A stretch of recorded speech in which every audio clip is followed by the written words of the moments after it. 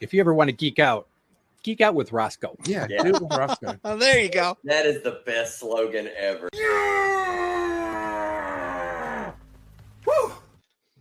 What is up, everybody? It's your boy Roscoe here. It's Monday night. So you know what that means? It's the Monday night lineup. And if you're here right now, that means you're here for Between the Lines. Yes, another awesome episode of Between the Lines is here amongst us again. But again, I have to say, I am part of this awesome Monday night lineup. The homies, it starts off with our guy Izzyverse NYC, starting it off things at 6:30. Then 7:30 goes to our guy S Vaughn 82 for Comic Addicts. And then right after that, it goes to the Comic Council. So like I always say, if you're not watching us, you better be watching them. But they're on, and then we come on a little bit right after them. Then after that, it's our boy 22 Comics with the top 10 alternatives. Right after that, my man Will with Cup of Comics. My man Cuppy with the Monday Night Raw, ending it out for the night. So again, check all those awesome guys out. Again, amazing night, Monday night lineup. So I'm here Between the Lines. You know, I can't do it without my co-host. Don't be embarrassed in front. Away from me. Don't be embarrassed in front of the camera, Squirrel Boy. Yeah, stop calling me Squirrel Boy. Get on out of the tree. No. It just makes me laugh every time. Hey Phil, how you doing? I'm doing well. You know what? I went to Kroger's today, got myself a little dual action. Oh, all And by right. that I mean dual action. Now from Advil. Oh, Okay. yeah. Oh, hey, pass them to me. I need some of that. Yeah. Well, Phil, thank you so much again. I always appreciate you over and over again. You are awesome. Thank you again for filling in as a phenomenal co-host. I truly appreciate you. And by that, you know what? We got to start saying hello to this awesome chat that we got. No, I'm not going to bet at all. You know who the first person here was, right? Got that quack quack. Yep. And then you know who the second person was here, and the third and the fourth, right? It's going to be, I should have had another woohoo, right? Yes. We need a hooray on one side of the t-shirt and a woohoo on the back side of the t-shirt for Las Cruces. Hooray. Woohoo. Woohoo. And 23 Much. What up, 23 Much? What up? Coming in with the silver. I like when we go for the silver, the gold, the silver, and the bronze, because Entropy would get the bronze in this case. What up, Kevin? Are you all tuned up and ready to sing? Uh-oh, here we go. Hello, Dolly. Hello, Dolly. This guy stopped again. Look at him. He always gets me. You know? I gotta stop. I gotta make. Got me. That's Hey, okay. You'll Dolly. catch me dancing backstage in a minute or something like that. Hey, this is a soon-to-be even more familiar name. What up, Locke? Thank you so much. Welcome. Yeah, future episode. Look out. Future episode of Between the Lines. And in case we had forgotten, Las Cruces is located in New Mexico. Yes, I again, thought it was. letting everybody know. Also, check out Lorenzo, Indie Comics and Reviews. What up, Lorenzo? My book father. To Looking forward. I hope you're drawing tonight, brother. Yes, I do. to see you drawing tonight. And catch rewinds for Become one of the in-betweeners. You know, that could be incorporated into a shirt somehow. You know. That is true. Also, Cindy, we need to know what you would like to put on sale in the merch store for our guests. So I'll be waiting. What up, Mama? She was busy singing. Oh, she was singing Dolly too. Yeah. She come out to sing. Whenever I see your smiling face, I have to tell myself. I forget what comes next. Oh yeah, get it, Phil. But you know what I'm talking about. So does mine. Hey, look who it is. It's Red Art and Comics. So, right, is that what the song you're talking about? Yeah, because I love you. Yeah, I love that. That's great. What up, hey Ron? What up, Aaron? How you James doing? Taylor. That's who that is. James Taylor. By the way, just a little foreshadowing. We showed off this gentleman's submission for this evening to our guest, just kind of an example as to the caliber of stuff we get sometimes. So Yes. And I am loving it. Yeah, go ahead. You love this. This is when you better introduce. I have man. worn out so many shoes learning how to dance at Dr. Von Hoot's School of Dance. It's the best time I've ever had. My podiatrist thanks you. And I guess that's all I know to say for now. Hoot, hoot, hoot, hoot. Right there you go. Yeah. What's up, Dr. Von Hoot? Okay. I think that might be it. Yeah, we got some. Yeah. Some more people singing. That's good. Oh, look, little romance going on. Oh. Excellent. Well, appreciate everyone hanging out. Bringing people together. I just saw someone else. Austin, what is up, bro? Good seeing you, man. Oh, neat. Welcome My aboard. man. What up, Austin? I got his artwork right behind me up here. Right up there. My man. Something's killing the turtles. I love that. My man. Appreciate you coming by, brother. Well, I guess we got through the chat, so you know what that means, Phil. It's time for us to officially get started, isn't it? Ladies and gentlemen, boys and girls.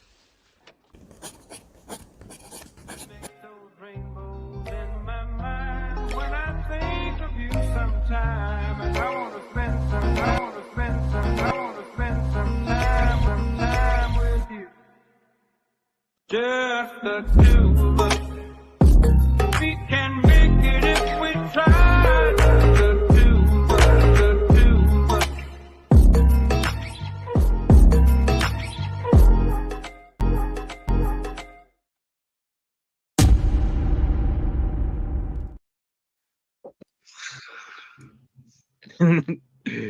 We're over.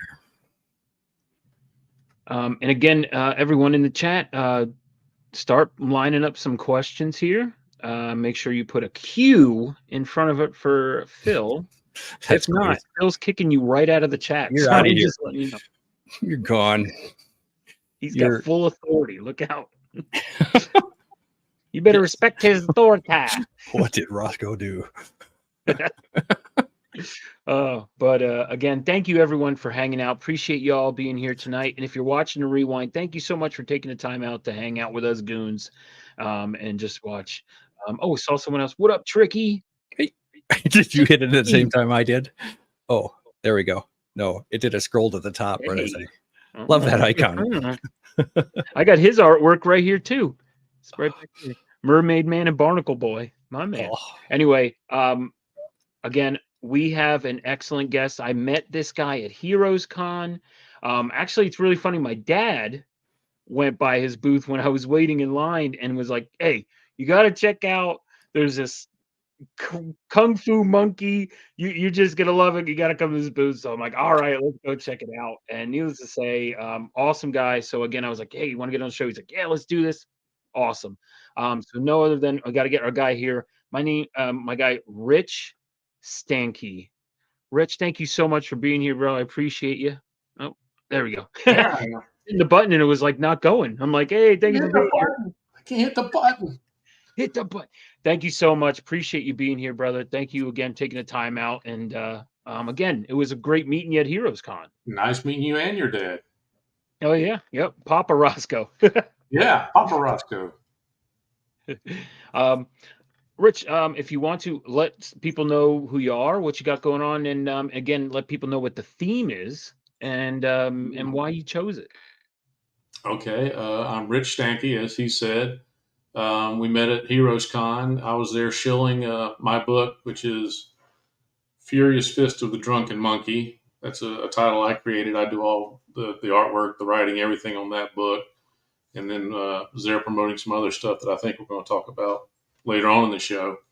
But I'm a stay-at-home retired guy who has been tinkering with making comics for about 20 years, but just really past couple of years really threw myself into it pretty hard with doing some freelance work and get my name out there and some more work out there in the public.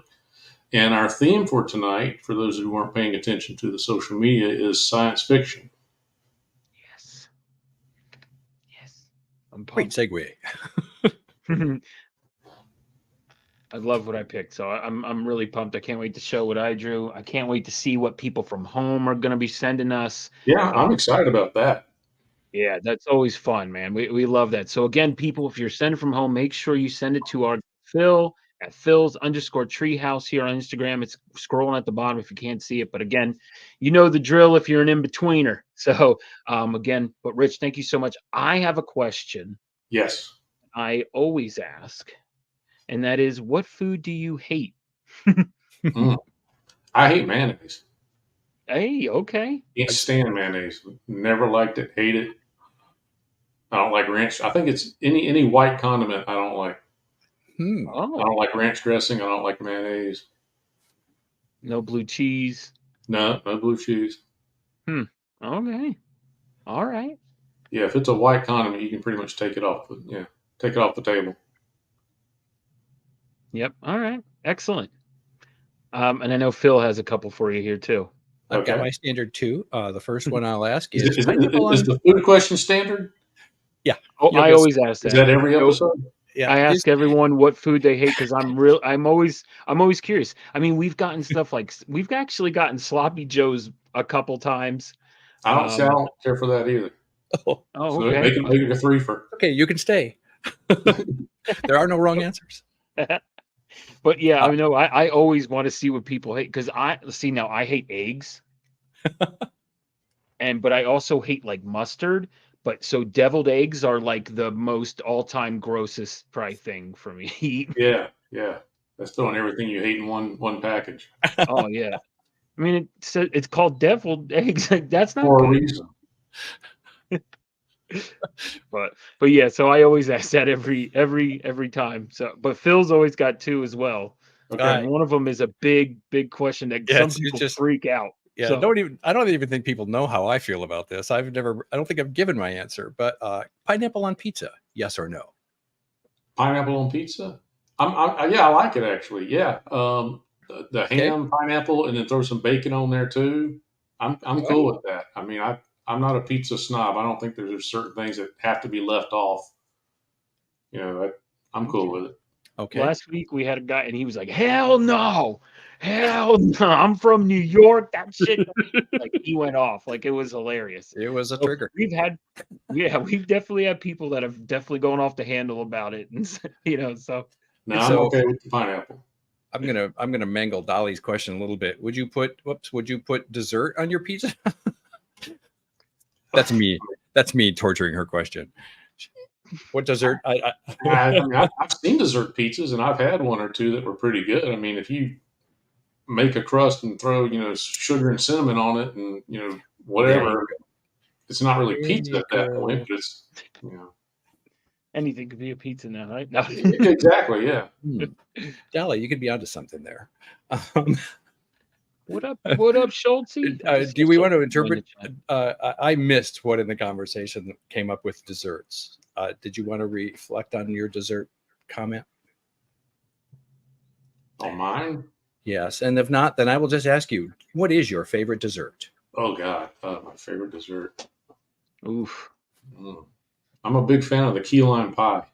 Ooh, I love pie. Pie. All pies are good, right? Yeah. that sounds good. Heck, never. You can send them my way, Tricky. Never. Sorry, bro. Just No, drop send, them all, off send all that to Phil. I don't want any of that either. drop them off at your Kroger deli. They'll get them to me. Welcome, Chicago. Schultz. My second question is, you are given a $300 gift certificate to your favorite art supply store. Oh, What are you getting with it? Well, you can never have too many markers. For inking pieces, I can burn through some markers in a heartbeat, and I'm really rough on them. I think I break the nibs on them. So markers are top of the list. Bristol board, And it's hard to find the pre-lined Bristol board comic pages. That's what I prefer to have. I can't stand. I used to buy the blank ones and draw the lines out, and I got spoiled by pre-printed boards. Oops, sneak peek. So yeah, Bristol board markers. If somebody were handing me $300, I'd probably go ahead and invest in some acrylics and gouache paints because I'm trying to get more into doing some painting in traditional media. So if it was on somebody else's dime, I'd probably buy the good stuff and buy some decent paint so I could work with something decent instead of the cheap ass stuff I normally buy because I'm frugal. Cool. I always think that what your go-to tools are is kind of insightful. All right. Well, we've got already lined up lots of comment or questions from the audience. I will encourage folks to keep them coming on in. And I think that you will quickly find that even though we're drawing comics and we come together as a comic community, you're going to find some questions here that have absolutely nothing to do with Okay. And I forgot I'm supposed to be drawing while doing this. Oh, yep. We'll do our best to distract you, but don't All let right. it. It definitely happens. So this one comes from Dr. Von Hoot. Okay. Here we go. In the event of the zombie apocalypse, how would you do?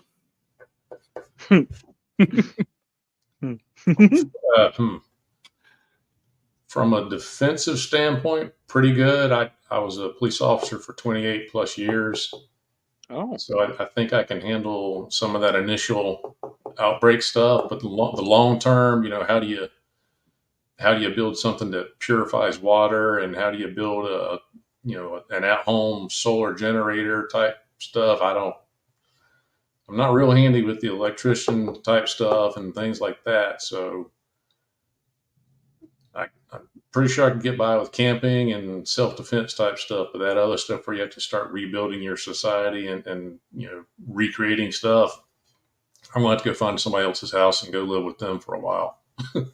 That's an insightful answer. That was what I was thinking. Yeah. Is I thought about the zombie find a group. apocalypse a lot. Okay. I I think about this daily. No. Yes. My wife used to accuse me of doing that. I had it all planned out. Like a Walmart's a great place to go after an apocalypse. If you go to one of the super centers, you've got the greenhouse and the plants. Well, to grow stuff. There's Dawn of the Dead. They hung out in the shopping mall. Yeah, and that's exactly right. Walmart is basically a shopping mall. Everything you need, or at least what you need to get by for 2 or 3 years at least, is in there as long as you can secure it. Yeah, even medication, right? Yeah, exactly. Yeah, you got a pharmacy, you've got a grocery store, you've got tires to build barricades, you've got fencing, you've got a garden shop with soil and plant seeds and plants, and what more do you need? Welcome aboard, Philtastic and Marcus. What up, Phil? What up, Marcus? Let's see. Dead day 1 here. Marcus would be dead. Thanks for your contribution to the rest of us, Marcus. We will. We appreciate you running slower. There you go. Let's see. Oh, Poker Joe's going to take Marcus. That's good.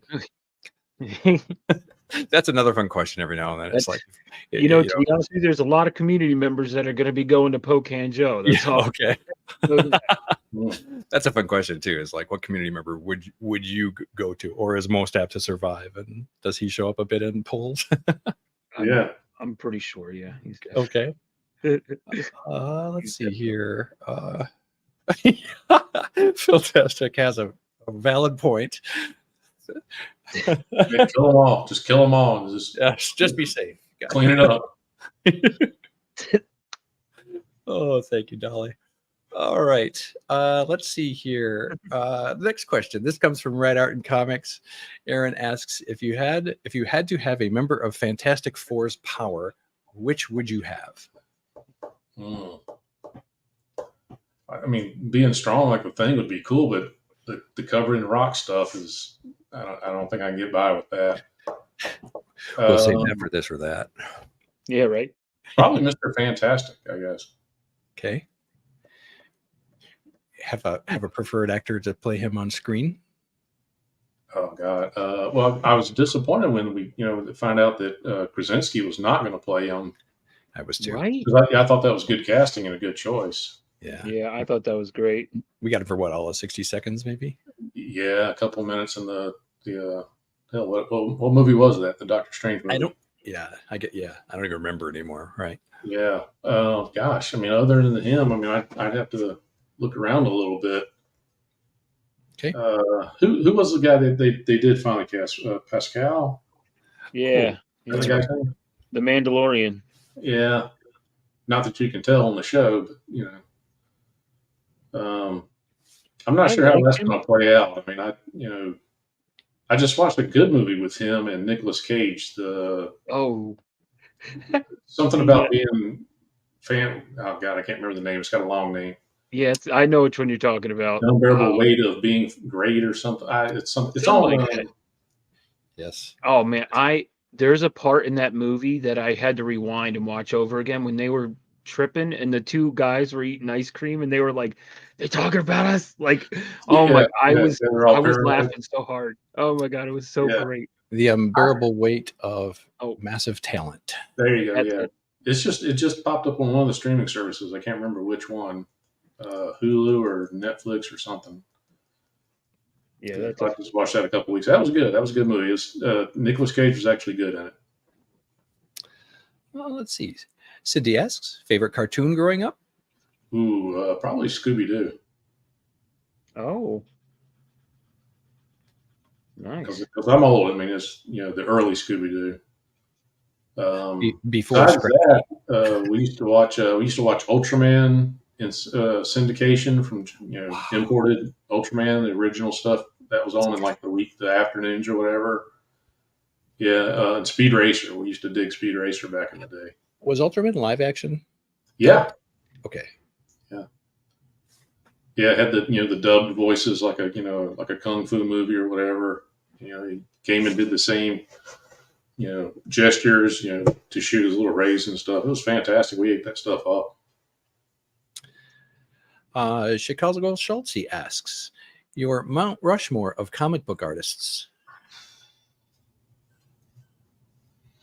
The biggest influence on me when I was younger, and I still see, in fact, the picture I'm drawing right now in the face of the character, I see the influence is John Byrne. For storytelling, Frank Miller. I mean, I've definitely, his actual art is not very appealing to me anymore, is what he's churning out lately. But storytelling, hands down, that man it was a master. He is a master, I guess. So we got Byrne, Miller. What did I get? 4 heads on Mount Rushmore. God.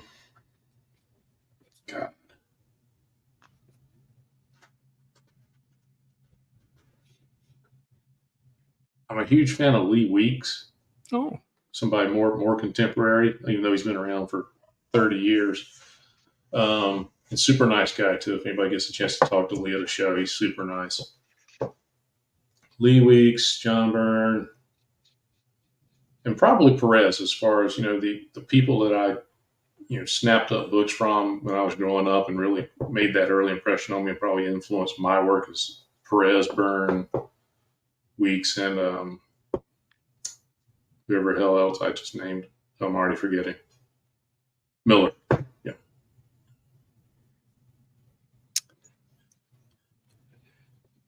Nice. And that's it, folks. Good night.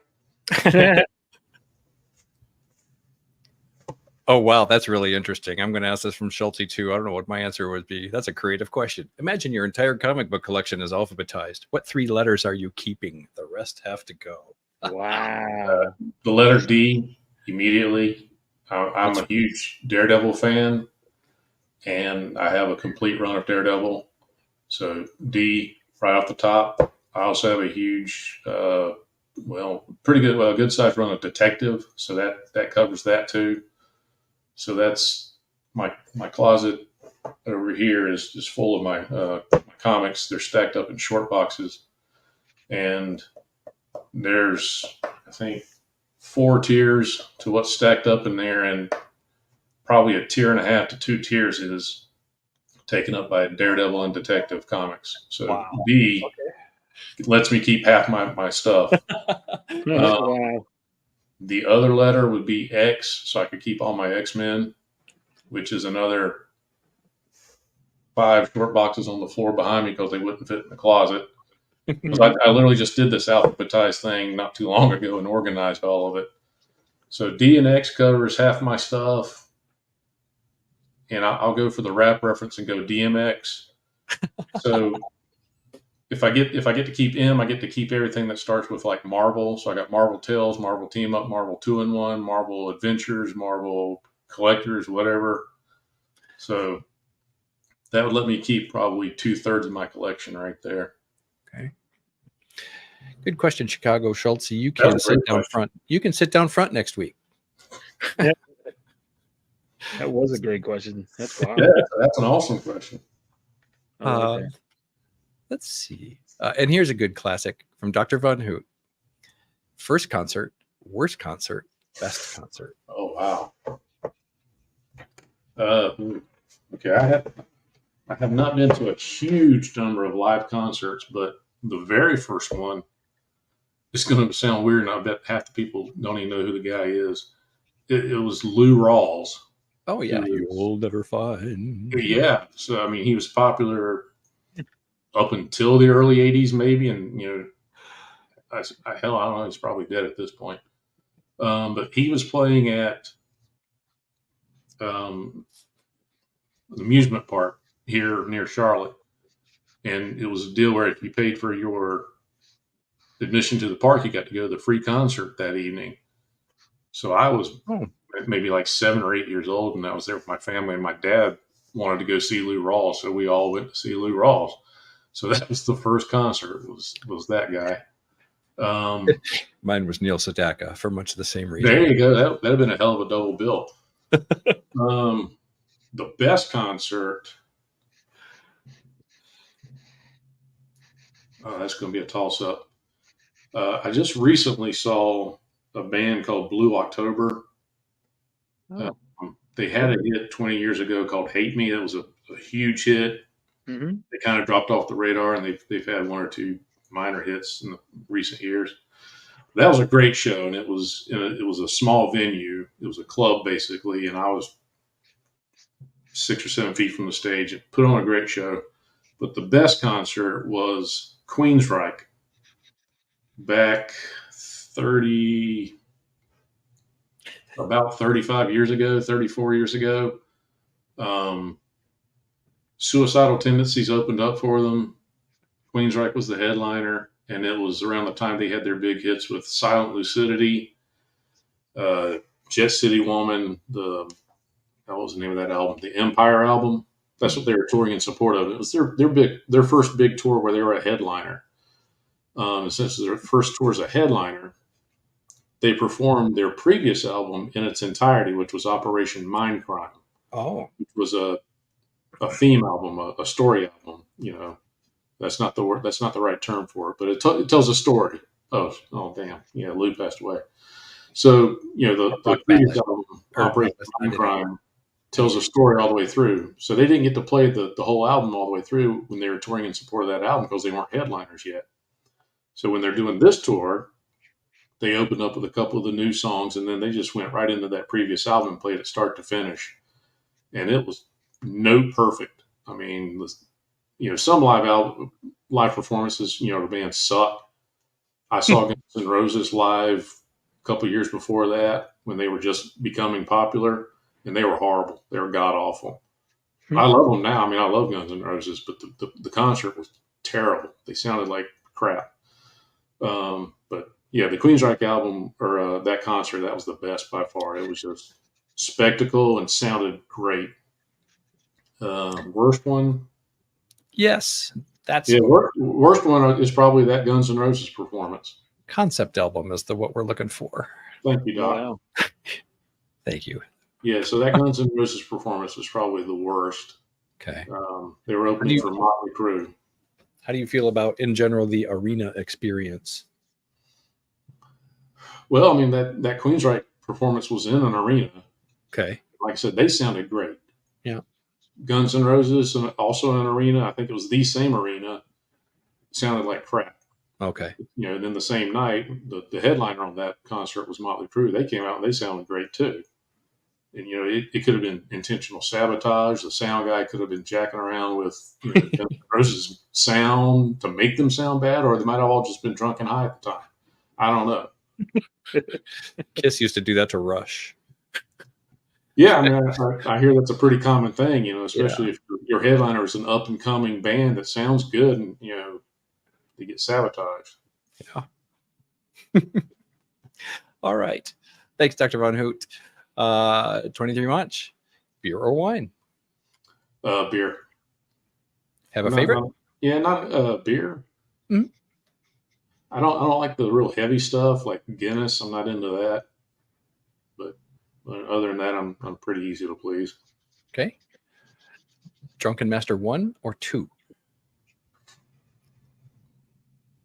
The first one.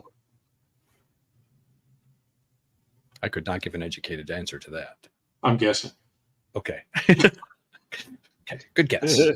You win. I know I've actually seen the first one, but it's been so long since I saw it. Mm-hmm.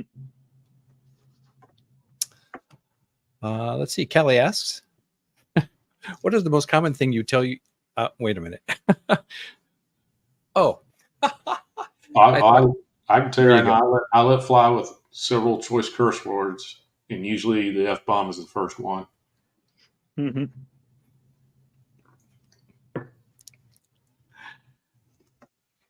I'm sorry. That crazy? That's one of the worst pains it seems like you can have.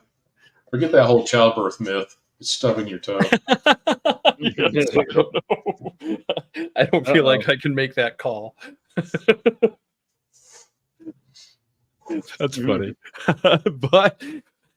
but interesting that you would equate it to that. Yes.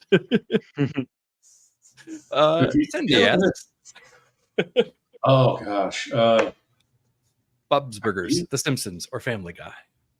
I used to be a huge Simpsons fan. The first, God, how long have they been on the air now? 30-something years? The first 15 or so years, straight up Simpsons. Yeah, I never missed The Simpsons. But I love Bob's Burgers. That's I think an underrated show. I think not enough people are aware of it. Yeah, I love me some Bob's Burgers. Is that on your shirt, by the way, Roscoe? You got the hamburger. Yeah. That's me. That's it. Oh, okay, yeah.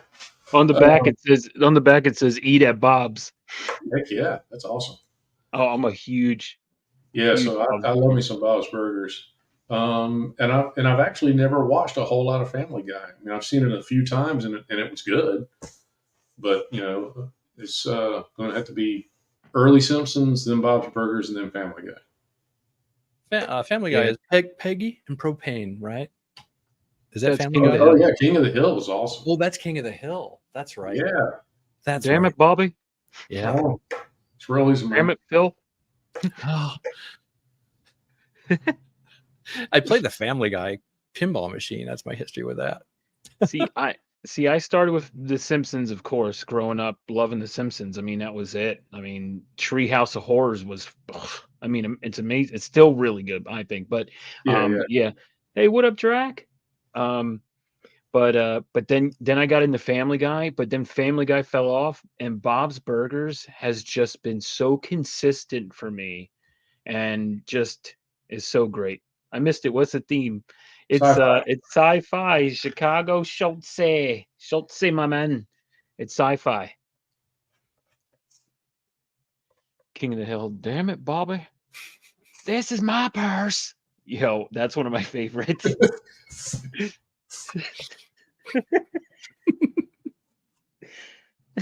I love that. Is that a reference I'm not getting? Yeah, he has what's it, Bobby has like they're like, you got to be more confident, and it's like, and he's like trying to take his purse, he's like, no, that is my purse, and he like yelled, and it's so funny because it's just like, he's like, no, that's my purse, and it's like, no, you have to scream it, no, that's my purse. Like, it's I wish I had that clip. I wish I had it. Oh, yo, You know, I don't think I ever put it up. No. Oh, looking for a clip. I had a Bob's Burgers clip and I never put it up. Oh, But anyway, I'm sorry. Go ahead. all right. Well, we'll come in here with a classic from Dr. Von Hoot, who asks, in the autobiographical movie of your life, which pro wrestler would play you? Oh wow. Ooh.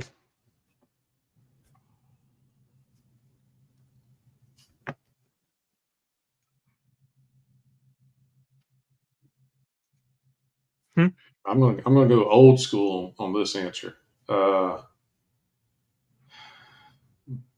Shoot, I'm struggling to remember his last name because this guy, actually, I think they're still wrestling and they got to be 80 years old. But from the Rock and Roll Express, it was Ricky and Bobby. They were the Rock and Roll Express. One had blonde hair, one had dark hair, or maybe it was Robbie. But this was the early to mid 80s. They had mullets, you know, Shawn business Michaels? front. God, spiky hair. It was, like 1984, 85. That's my answer. Bobby from the Rock and Roll Express. There you go. I'm not sure. Good idea. Morton? Ricky Morton, I think, was the blonde-haired guy. But that's the right tag team group, yeah. Ricky Morton. Dr. Von Hoot. Who's the other guy? Dr. Von Hoot. But his partner was Bobby or Rob. No.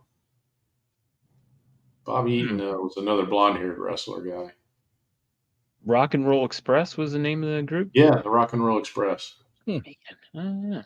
This was like NWA wrestling in the early 80s, Southeast territory. Robbie Gibson? Yes. That's Austin it. coming through. Austin for the win, yeah. Nice. Oh, Gibson, Robbie Gibson. Now Everybody wants to answer. We said it first. You're welcome, Robbie, for the Google spike. Yeah, right. Yeah, exactly. But those guys are still wrestling. I just saw something on neat. social media somewhere. They were still wrestling. They have got to be That's wild. 60, 70 years old. I mean, I would think that's not as old as Ric Flair, but they're pretty old. I would think that's a sport that there's not many in, for lack of a better word, the senior league. No, the nature of the sport. They usually die early. Jesus. Yeah. Same for NFLers. You don't see senior games. That's a lot of getting beat up. Yeah.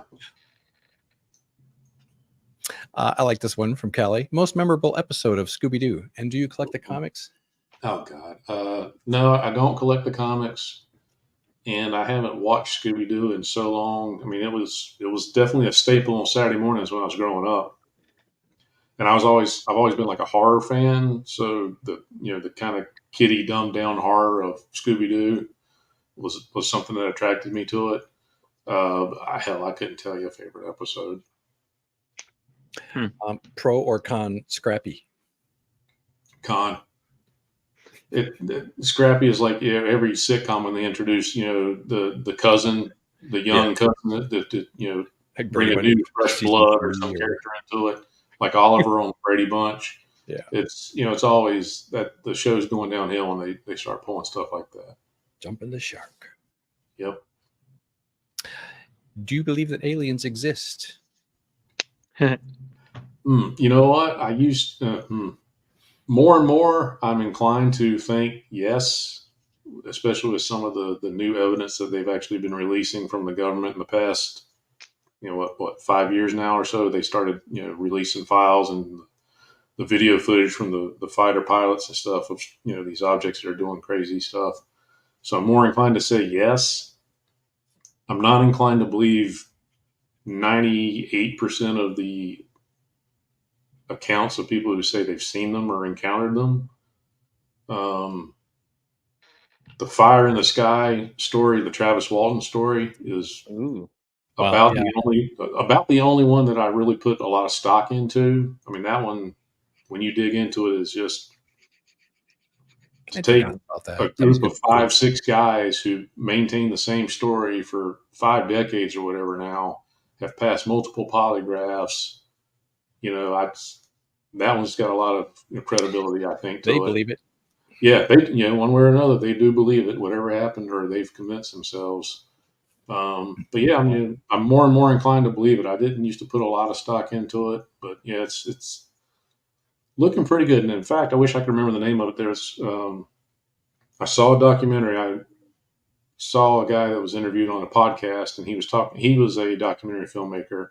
He had went to, I want to say, Brazil to investigate a supposed like crash landing site, and multiple people in this town, including law enforcement, saw alien creatures, they said.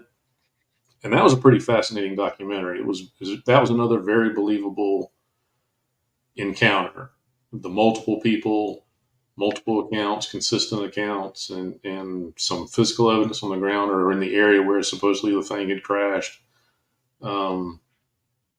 Yeah, so I mean, short answer is yes. Okay. Oh, and I did make a MUFON report, so I don't. Maybe I'm a yes on the answer, but I actually made a report to MUFON about something I saw not too long ago. Actually, Oh, interesting. Okay. I don't know what it was. It could have been a cloud. Well, it's going to be too long a story to go into. I just saw something in the sky outside my home one night. I thought it was a cloud, or actually, I thought it was the moon behind a cloud. I was outside with my dogs, taking the trash out and stuff, and I happened to look up and realize, well, wait a second, there are no clouds in the sky. Like, it was crystal clear, and there were stars everywhere I could see, except this one spot in the sky, and it wasn't moving. It didn't change. It didn't move. And by the time I made my way back around the back of my house and decided I'm going to try and get a picture of it, because I'd left my phone inside the house because I was just taking the dogs out and taking the trash out. I run inside, grab the phone, come back out. It's gone. No wind. So if it was a cloud or whatever, it was gone. So make of that what you will. I'm looking for the movie. I It's can't still find not it. showing up at my house though. That was a semi-recent film where they were hiding in clouds. Ships were hiding. Yeah. And I dare say they were probably creating the cloud. I don't think they ever explained that, but they were creating the cloud. That's the way I took it, was that they were. It's not Get Out. What was the other one? It was by the maker of Get Out. Hell No, or whatever it was called. It was it's like a cast of two out in their faraway farm. Yeah. It was a Jordan Peele movie. Yes. It was Nope. You mean Nope? Nope. Yes. Nope. Yeah. Get Out was good too, but Nope was whacked out. It was with the monkey, right? Too, with the show. The chimpanzee. It was like a sideshow thing. Yeah. Okay. Yeah. That was whacked out. Oh yeah, on the talk show. In the Yeah. I remember now what you're talking about. Yeah. I think, given the number of planets, statistically speaking, to think that we are the only ones is a little far out. However, that whoever else is out there would have the technology to come here, I don't know. That's harder to believe. We don't have the technology to go there. Yeah, but that's why the answer is yes. Yes. I like to think they are. And I'd like to think that they want to make friends. Yeah, I mean, I'd like to, believe in it, and I'm completely open to evidence. I'm not going to just say no and refuse to consider it. So, speaking of aliens, yes, what's your favorite historical figure? Speaking of aliens, oh gosh, Great segue. and that's such a broad, open topic. How about if you could have dinner with a historical figure? Jesus. Okay. Regardless of whether you believe or not, or if that's your faith or not, or you don't have any faith. Pretty sure he was a real person. So, have a sit down, break some bread, and see for yourself.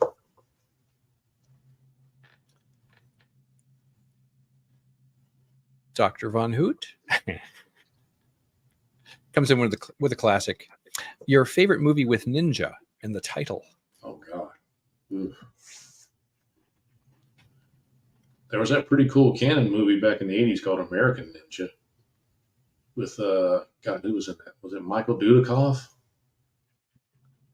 Oh God. No, not a fan of the turtle movies. So those are out. Okay. Let's go with American Ninja, a nice classic cheesy 80s shoot 'em up, kung fu movie. Nice. American Ninja. I wonder if Dr. Von Hoot probably knows that movie. Aaron would like to know, do best sci-fi alien or wait a minute. Best sci-fi alien or Predator? Are you asking Alien versus Predator? Well, I mean, franchise-wise, the Alien Best movies sci-fi. I think have been Alien consistently or Predator. better. Okay. Yeah. I think the Alien movies have been consistently better. I agree. The Predator concept is really cool. I did like the latest one with the Indian girl. That was pretty good, yeah. But yeah, I'm gonna go with Alien overall. Although I hate to say it because Ridley Scott's try not to curse. Ridley Scott's a genius. You can But curse. the last couple of movies in the Alien franchise, I was not a big fan of. But that one that's coming out soon, I think this summer or this fall for Alien, looks pretty good in the previews. See, I love Predator. I'm a big Predator fan, but I love Alien too, so it's tough. But Yeah, that's a tough call. but I think I've been more towards Predator. I like Predator in comic books a little more than Alien 2, though. But the newest Alien one that came out from Marvel a couple of years ago wasn't too bad. That was pretty good. And then they just did a What If, I think, just recently too. What was Yeah, the, there was what a new was the Alien. premise of that? Huh? What was the premise of the What If with Alien? It was what was it? What if I have it right here actually. Can't remember. I haven't read it yet. It's been sitting next to me this whole time. No lie. What if aliens? What if Carter Burke had lived? Ooh. Interesting. That's a Wow. Scotty Young. That's a what if? What if Yeah. Carter Burke had lived? Wow. What if aliens? But it's a Scotty Young cover. But it's been sitting next to me forever to read, and I haven't read it yet. that's an off the wall topic. Yeah, I want to hurry up and read it so you can tell us. Yeah, tell us what happens. That's kind I of wonder if interesting anyone what has if. read it if anyone what Paul Reiser wrote it? What? Oh, really? Well, that would explain the topic then. Wow. I guess I would trust his vision for a what if title that was That's aliens excellent. related. I'm gonna read. It's been sitting here forever. He was the character after all. Yeah, Romulus is what that's called. And I have heard that, I mean, it's not literally a reboot, but I heard that they're treating it as a movie that will bring in newcomers to the franchise. It's a jumping on point. It looks like it's more horror oriented. At least that's the way they're pitching it. So I'm looking forward to it. I mean, I think it'll be pretty good.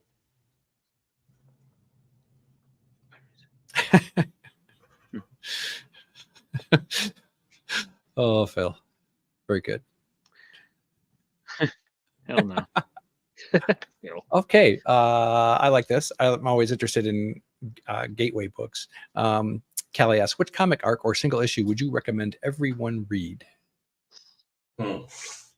And let's take this as an opportunity to talk about some of your social media, because you spend time on this specific subject, do you not? Yeah. The stuff I've been posting on my Instagram are excerpts or entries. I actually wrote a book 10 years ago, and it was titled Modern Age Must Reads. So basically it was about, I think, 80 or 100 individual issues or storylines that I thought people should read, and then I explained who worked on it and why they should read it or why it's important. It's available on Amazon. You can buy it. Since I've been going back through it and posting these on social media, I've realized it's full of typos, so I'm embarrassed by it. And also, I'm embarrassed by the title because I named it Modern Age Must Reads, and I cover like around 1980 to around 2000. And right around the time I finished it up and published it, people started referring to the 80s as the Copper Age.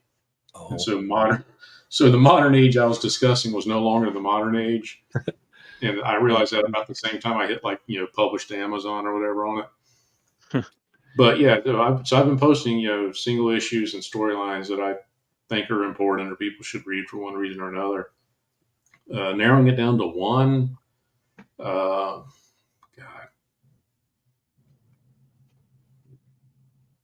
Or a top 3?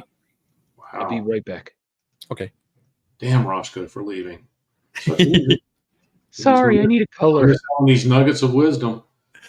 Now, okay, being a big Daredevil fan, I love the Born Again storyline. Okay. Again, Frank Miller writing. It's hard to beat that.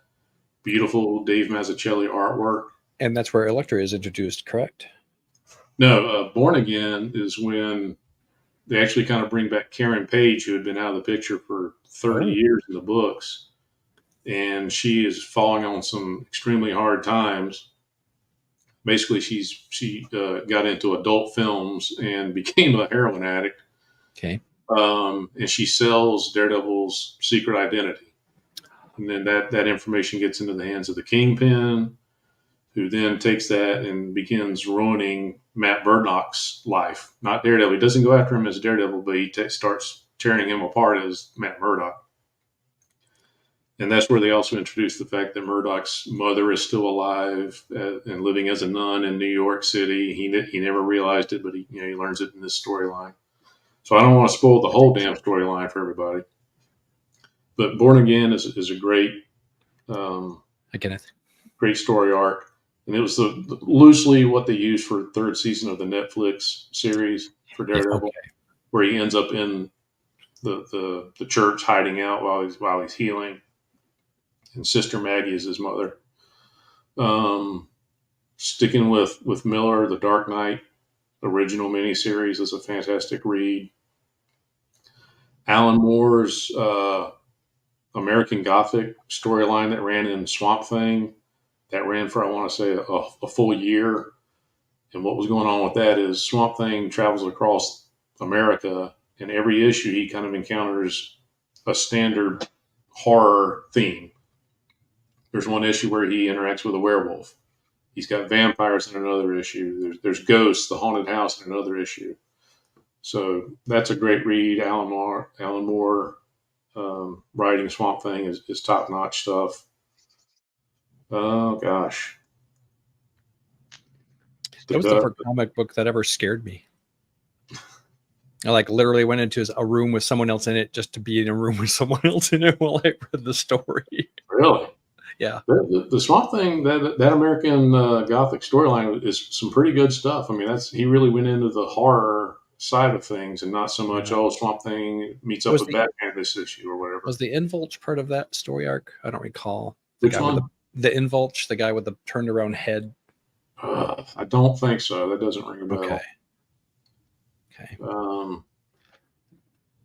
Gosh, the Dark Phoenix storyline in Uncanny X-Men. Pretty much anything where as soon as Byrne, Austin, and Claremont were all working on the X-Men, that whole 2 years or so of stories, 2.5 years, great stuff. And it's all, a lot of it is interconnected stories and themes running through it with Phoenix in particular. So that's good stuff. My favorite single issue is Daredevil 179. That's Miller was writing the book at that point and doing the artwork with of course, Jansen inking.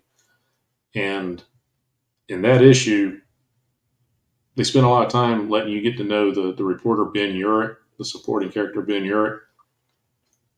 And throughout the issue, you're really getting to know him, spend time with him. It's all about Ben. And then at the end, basically, he dies. Electra kills him. And you're like, oh shit, I'm just getting to know this guy. And, boom, he's dead on last page of the book. Now, it turns out apparently people wrote in and complained, so they brought him back and said he survived the attack. But really, the way it was supposed to be written was, they build him up, and then they killed him at the end. It was like yanked the rug out from underneath you on the last page. It's like kind of the equivalent of doing that to Commissioner Jordan in a way. Yeah. Gordon, not Jordan. Yeah. Jordan. Jordan. I'm giving him a new name. Raymond. Yeah. Raymond. Doesn't he make noodles? Those were good suggestions. I'm going to have to go revisit that Daredevil. Oh yeah, the Born Again storyline is fantastic. Aaron Radar asks, do you have a favorite music genre? Country, rock, rap, classic? If I had to pick one, it would be rock would come first. I listen to a little bit of all of those, and I tend to go on binges. Yeah. I clicked on a year or so ago, I was on Spotify, and I clicked on like a classic rap playlist, and I just listened to it nonstop for like a week straight. Country, I used to listen to a lot of country in the 80s and early 90s. I don't listen to current country. I couldn't tell you who's popular in current country, but guys that were popular 30 years ago, like Dwight Yoakam and Randy Travis, I like those guys. Rock, I'm all over the place with acts. With rap, I'm more of the old school stuff. I really don't listen to soundtracks. I know a lot of people I hear a lot of people listen to soundtracks while they're working, and I don't. Okay. I'd rather hear something with a lyric that I can sometimes sing along to or whatever while I'm working, than have that kind of ambient background music type, I guess. Yes, I'm not a big classic soundtrack, but the other three, you can somewhere I have a box full of CDs, the old school physical media, 500 discs in a box somewhere, but there's country in there, there's rock, there's rap, there's all kinds of stuff in there. Okay. Follow-up question from Phil Tastic. Are you a Tom Segura fan? And if so, do you believe Garth Brooks is a serial killer? I know. I'm sorry, I don't know who Tom Segura is. Yeah, and I don't make that reference. But let's just take off that first. Do you think Garth Brooks could be a serial killer? Could he? Hell yeah. Yep. Travels the country. He travels around. He's going city to city doing concerts. So there's a perfect excuse to be in a new town or a new location and kill somebody. And then boom, you're gone. And he's rich. I've got friends in low places. Help me bury a body. 6 feet under, in fact. Yeah. So yeah, him and Trish Yearwood are probably, got some kind of mass grave on their Tennessee farm. Okay. I guess we should know. So we were talking a little bit about this backstage, and I'll encourage folks to submit questions. We've still got a little bit of time here. And while I'm at it, tonight's theme, science fiction. I've got 4 submissions right now from 23 Mach, from Aaron Red Art, from Kelly, and from Manny. So if you've sent me your art and I didn't just call out your name, there has been a technical difficulty somewhere. So one thing, as I was looking at your social media in preparation for the show, that really kind of caught my attention was that you have been published in Heavy Metal Magazine, 2 issues. Yes. Can you explain how that came to be? Yeah. Not too far from where I live, the artist Andy Smith lives nearby. And I've known Andy for a few years now from just meeting him or hanging out with him at local shows, the local conventions and stuff. And I popped by Andy's house one day for something completely unrelated to what we ended up talking about. But he took me up to his little studio space over his garage. Actually, it's a big studio space. But we're talking, and he's talking about, what he's got going on, what he was working on. And he said that he was having trouble getting a hold of his normal colorist. He has a guy in India that he's used a lot on several projects, and he just couldn't get a hold of the guy. And he was sweating because he had been running, I think he'd already run the Kickstarter on his book, and he needed to get the pages done so he could, start fulfillment, because I think it had already closed. And he was sweating that, but it was like 60 pages or something that he needed to have done. And I was like, I can't take on that. I can't help you with that, Andy. Have a nice day. But then he mentioned, oh, and I've also got this like 12-page story that's supposed to run in Heavy Metal magazine. He said it's already been approved and everything. I just, we got to get it colored. And that had like a 2 or 3 week deadline. I mean, the deadline was coming up on that too, but it was only 12 pages. I said, well, I can help you with that. I mean, if you need somebody to color, I'll help you. And God bless Andy. He looked at me and just kind of sideways. He's like, no offense, but I've never seen your colors. And so he's sat next to me at some shows, and my books are on the table, but I guess he never looked at them. But I understood that. So I was like, okay, I get it. I said, but if you want to send me a page or two, I'll do them. I'll color them, and then you can share them with the writer. And if you guys, both agree, I'll do it, and I'll do it for whatever the other guy was going to charge you. So he sent me a couple of pages, and I did them, knocked them out, sent them back to Andy. Andy shared them with Keith Champagne, who was the writer. And, the next day or whatever, Andy called me. He's like, does Keith love the pages? The job's yours if you want it. I'm like, well, hell yeah, sign me up. We talked about this, like you said, backstage. Heavy Metal magazine had been around since the 70s. It was something I always saw growing up. A lot of people have seen the movies. There's 2 of them, I think, at least. Yeah. So I was like, this is cool. I love this. This is going to be awesome. So that was a property called CUDA, which is short for Barracuda, because it was a detective and he drives a lime green Barracuda car. And it's kind of a time travel thing. Part of it is set in the 70s. In fact, this starts in 1976. Oh. And then he finds himself in the present. But I ended up doing colors on 2 chapters of that story that ran in, like you said, in Heavy Metal magazine. Then not too long after that, Heavy Metal, I think, went out of business. So just the 2 chapters ran. So the story never really was finished. Oh, it didn't even complete. It was that close. No, we never got the story done. That's too bad.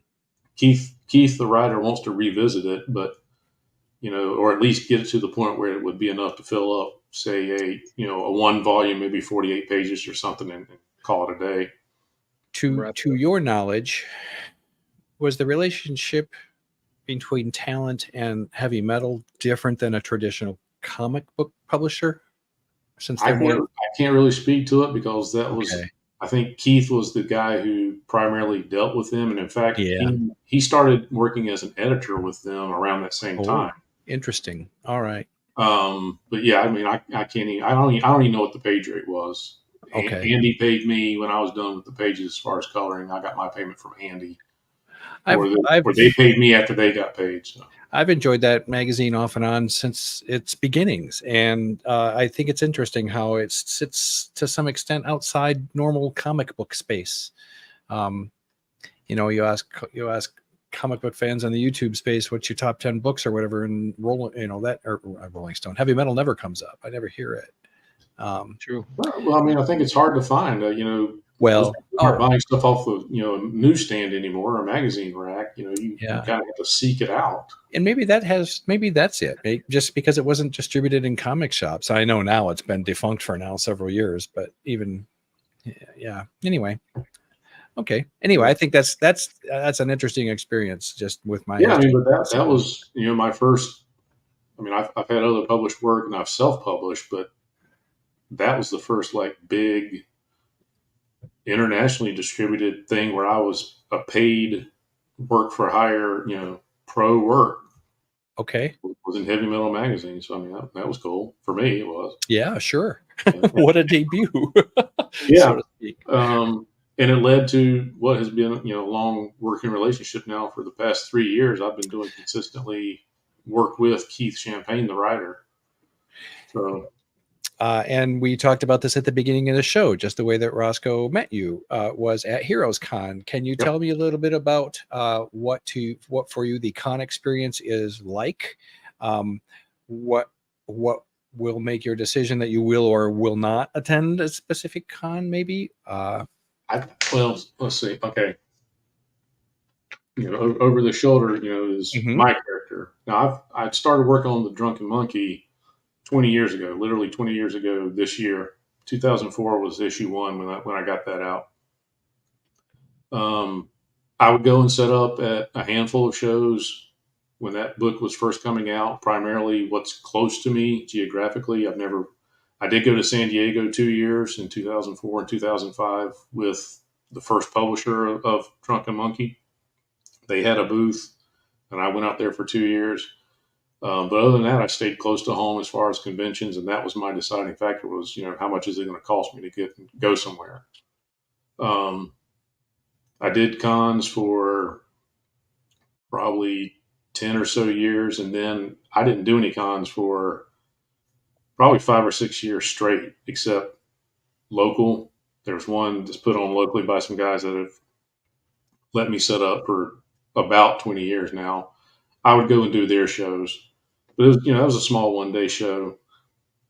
But now that I'm doing work for hire, had stuff in heavy metal, and I've had books, a lot of Kickstarter books I've been working on. I'm starting to make that push to get back out into the public to do more bigger shows. So last year when I set up at Heroes Con last year, that was the first time at Heroes in about 10 years. But it was good. It was good for me. It was, a lot of people who had not seen me because I've been out of the show for so long. It was the first experience, them getting exposed to the book. It was a successful con for me. I was a guest, so I didn't have to pay for a table that last year or this year. That makes a big difference. If you got some of these shows want $400 or $500 for a table. You got to sell a lot of funny books to make up $3 or $4 a pop for your books to make up. Not to mention room and board if you're traveling. And if you come in from out of town, you got hotel expenses, parking expenses, food expenses, everything else on top of it. So Heroes is my local show. It's a 20-minute drive from my house, 25 minutes to downtown Charlotte to set up, so I can stay at home. I don't have to pay for a hotel. I pay for parking and food. That's my greatest expense for the weekend. So it's been pretty good for me. This last year was a great show, my best ever.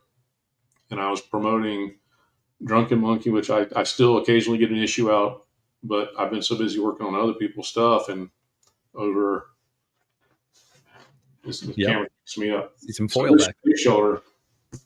That is at Heroes Con. Keith Champagne came down from Connecticut, the writer, and we were debuting. It was the first show or anywhere that these books have been available. They don't have logos on them, but this is the new title that we Keith and I co-created. And it's Pubescent Undercover Neurodiverse Cryptid Hunters. So it's called Punch. And these were con exclusives that we had there at the show that came with sticker and bookmark and were double signed and remarked. Yeah. So those that title, the book me and Keith created, that's going to be hitting Kickstarter. I just talked to Keith earlier this morning, probably September now before we launch that.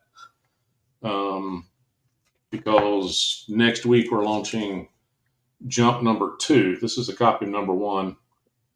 That's a Pat Olive cover that I colored.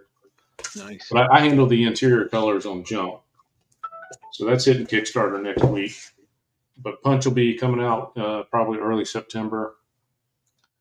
But yeah, I mean, it was a good show. I mean, we were premiering new books, getting people exposed to Keith Champagne and Tom Nguyen. They're the co-founders of New Pain Pro, and New Pain is a merging of their names, Tom Nguyen and Keith Champagne. So you got New Pain. Oh, neat. So when they release something that is creator owned their properties, they put that label on it. That's their self-publishing label. Okay. So yeah, Jump 2 is hitting Kickstarter next week. I do the interior colors and I drew one of the variant covers. And then September we'll have Punch coming. That's something me and Keith co-created. So he wrote it, lettered it, and I did the art and interior colors and stuff.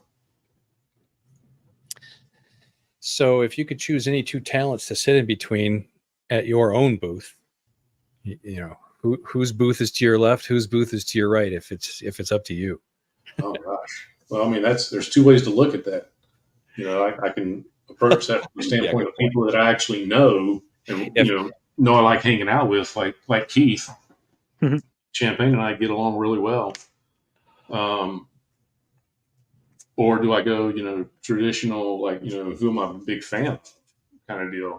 Can we resurrect Neil Adams, for a while to hang out with and talk to? Or, would Jim Stahnke be too cool to sit next to me? Jim Stahnke has the best hair in comics, by the way. If The best hair, you said? Yeah. Man has a lovely head of hair. God, that's, wow. Hey, madam. I'm to this day a big Alan Moore fan and Frank Miller. So, I mean, the idea to hang out with them and just, chat, back and forth, pick their brains, that'd be incredible.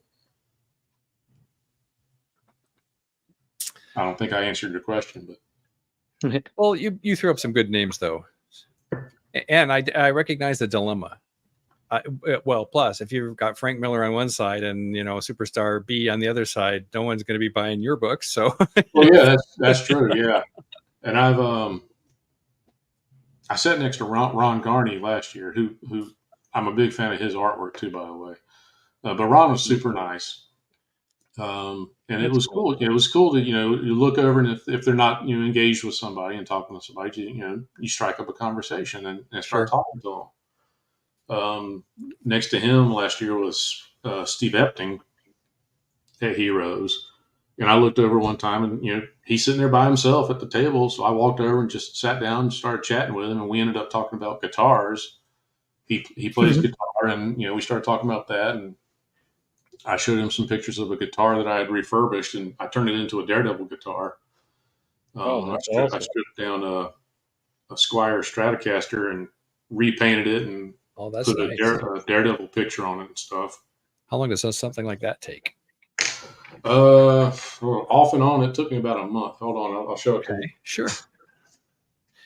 And folks, we still got time for some questions. If you want to drop them in the chat. Oh, look at that. So, that's wicked. So that's Lee Weeks artwork. If I hold it the right way, you can see the edge of the decal where I got the artwork on the body. Wow, that's wicked. And it's got the Daredevil logo on the headstock. Dope. Yeah, so it's all red and everything. All the hardware's black on it. But yeah, so we ended up talking about that with Steve Epting. Not comics or anything else. You just start talking about whatever people have an interest in. And I think, that's the fun part. I think you just start to get to know people. Yeah. I could have sat there and picked his brain about Captain America or something, but he didn't want to talk about that. So, yeah.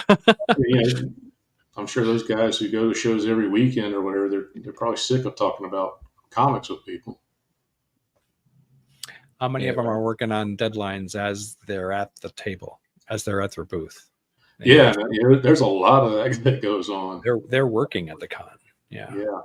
Tom Nguyen was also at Heroes Con. He, and like I said, he's partners with Keith, the writer. But Tom had to leave the show like every evening and go back to the hotel room because he was working on some project for a television show, and he had a deadline to get it done like that weekend. Oh, wow. So he was going home after dinner and working all night at the hotel. Wow. So Bobby coming in here with 2 questions. Do you ever play the Daredevil guitar with your eyes closed?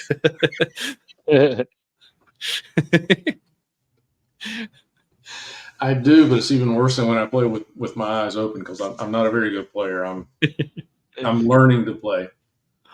Okay. And then are you a sports fan? Do you have a favorite sports team or sports in general?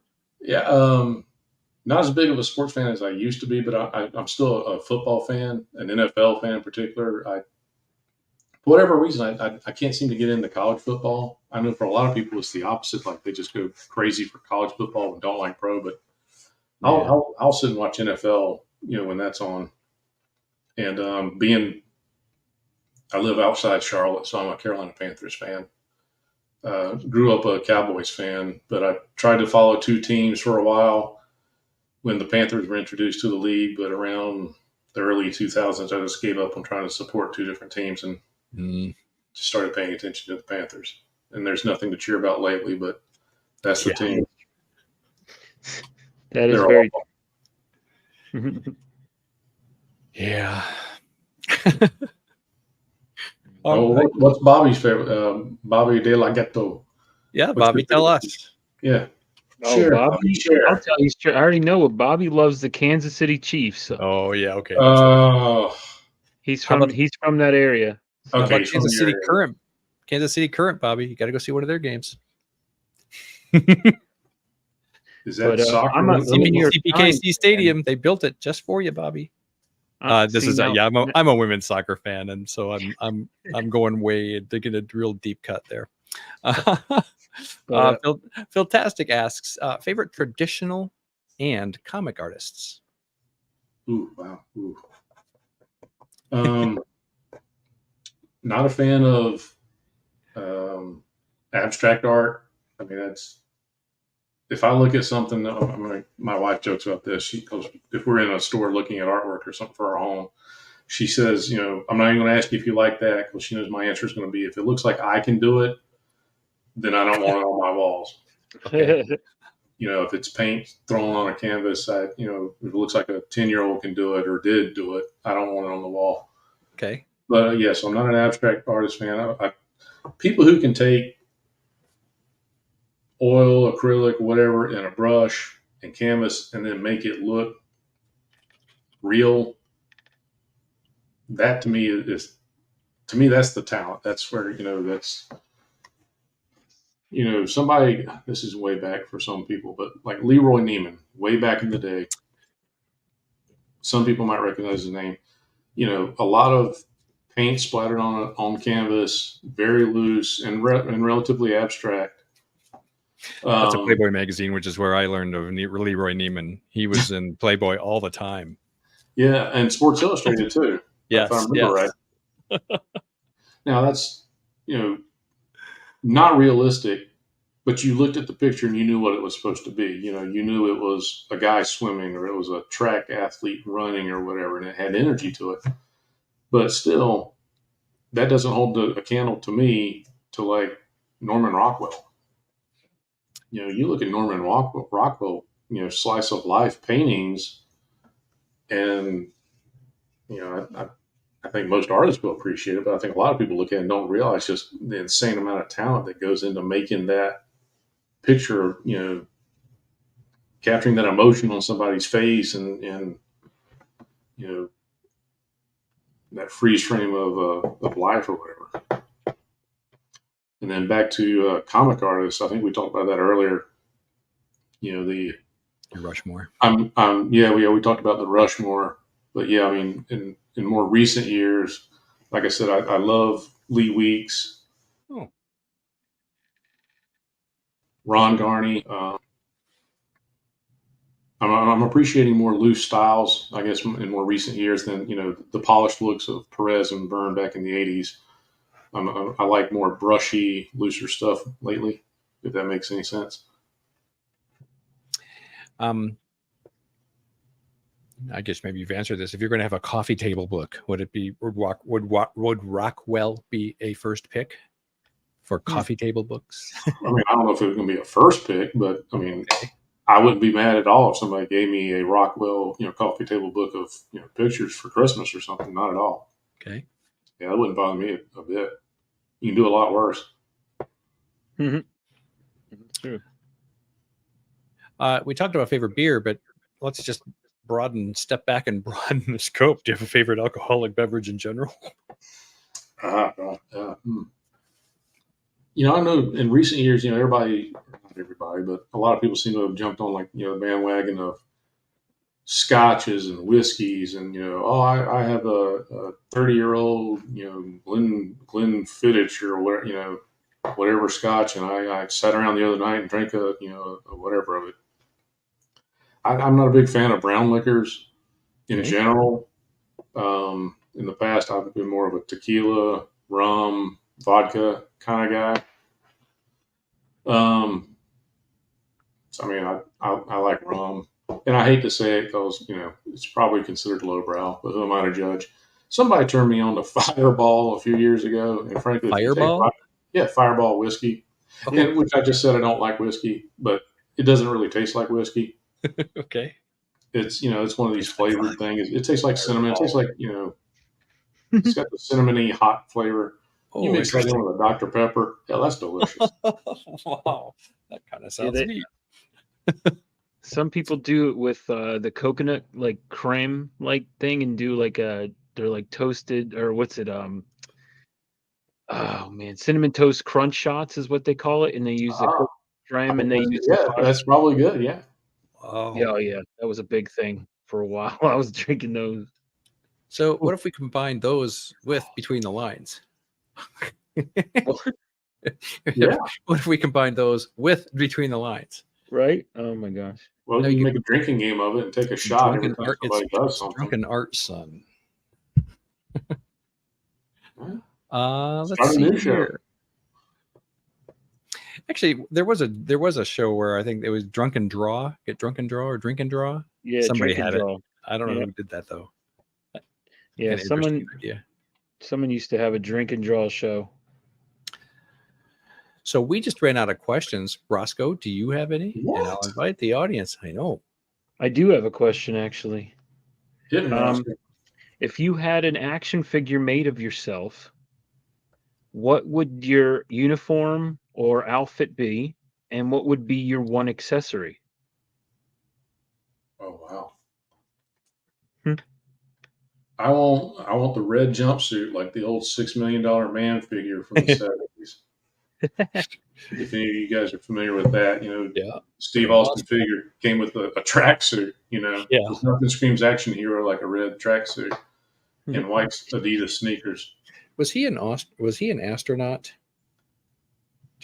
Test pilot or an astronaut or something like that. Yeah, that's how he had the accident that turned him into the $6 Million Man. Yeah. Yeah. You think about that. You know, in today's dollars, you think you could build a Bionic guy for $6 million? Nope. You know, what would he cost today? Yeah. Just the eye alone might be $6 million. Yeah. I want the Steve Austin red jumpsuit, white Adidas sneakers, and my accessory. I want to have a kung fu grip with a button in the back. Button in the back button, does that? Right in the middle of my back, you push it. My arm would do this. So I can karate chop people. And that's funny. Like an Uzi submachine gun or something like that. Oh. Okay. What would the theme of your packaging be for that action figure? I don't think it should be like a blister pack. I think it should be more of a box with the cellophane window in the front. And lots of pictures of me like hanging out of the side of a helicopter door shooting the machine gun in my red tracksuit with the wind blowing the front open and showing my big chiseled chest. Yeah. Bravo. The kids would eat it up. I'm buying it. Who's your sidekick? Do you have it? I'd have a sassy and spunky, but sweet female sidekick who was also my tech guru. Okay. Yeah, and there'd be a little bit of a romantic sexual tension for at least a little while. No. This is just turned into a whole show now, like a whole cartoon. This is Hollywood's next just called. Hollywood calls it, and we want it. We're optioning that. Here's your next comic, by the way. This is Yeah. your next comic book. Yeah, I'm gonna draw it with stick figures. The only way I can get it out at this point. I'm a little busy, but Oh, that's great. So I don't know if she's still in the audience, but this is a question I usually say for K-pop's channel. What do you look for in a printer, and what are some red flags? okay. I assume we're not talking about like a desktop printer. We're talking No, about no, something- no. I'm talking about when you're searching for a printer for your comic book. I think about the only red flag for me would be if it was some recent pop-up company, because a lot of companies have, I guess, saw the money available, or that there was a market for people, especially doing Kickstarter, to do the print on demand option.